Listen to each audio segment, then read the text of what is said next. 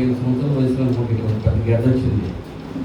ఆ గడ్డని టెస్టింగ్కి పంపించి కుమిలిపోయాను అనమాట. అసలు అది 2 రకాలుగా చెప్పాడు డాక్టర్. తర్వాత అది కాబోయేటప్పుడు చాలా ఆనందపడ్డాం, ఆశ్చర్యపడ్డాం అన్నమాట దేవుడు చేసిన కార్యం అది. మరి సుజిత్కి ఫస్ట్ సంవత్సరం గిఫ్ట్ ఒకటి ఇద్దాం అనుకుంటున్నా. పుట్టినప్పుడు కానీ ఇది 2వ సంవత్సరం గిఫ్ట్ అన్నమాట. ఇది 3వ సంవత్సరం గిఫ్ట్ అనమాట. ఇది 4వ సంవత్సరం గిఫ్ట్ అనమాట. ఇది 5వ సంవత్సరం గిఫ్ట్. ఇది 6వ సంవత్సరం గిఫ్ట్. ఇది 7వ సంవత్సరం గిఫ్ట్.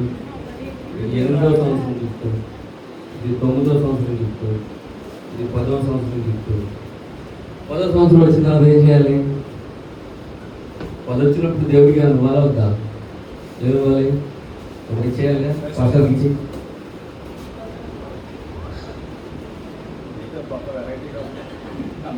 మరి ఇది 11వ సంవత్సరం, ఇది 12వ సంవత్సరం, ఇది 13వ సంవత్సరం, ఇది 14వ సంవత్సరం, ఇది 15వ సంవత్సరం, ఇది 16వ సంవత్సరం.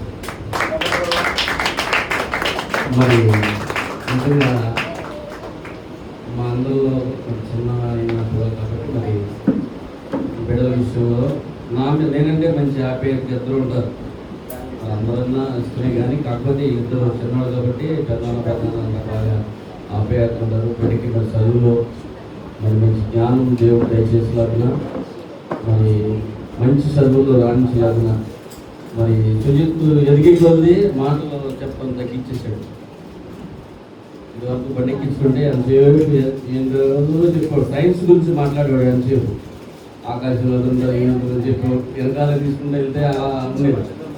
మరి సుజిత్కి మంచి జ్ఞానం దేవుడిచ్చి మంచి చదువులో రాణించలాగిన మరి దేవుడు మంచి కృప దయచేయాలని ఫ్యామిలీని కాసి కాపాడి శాసించారు. ఆమేన్.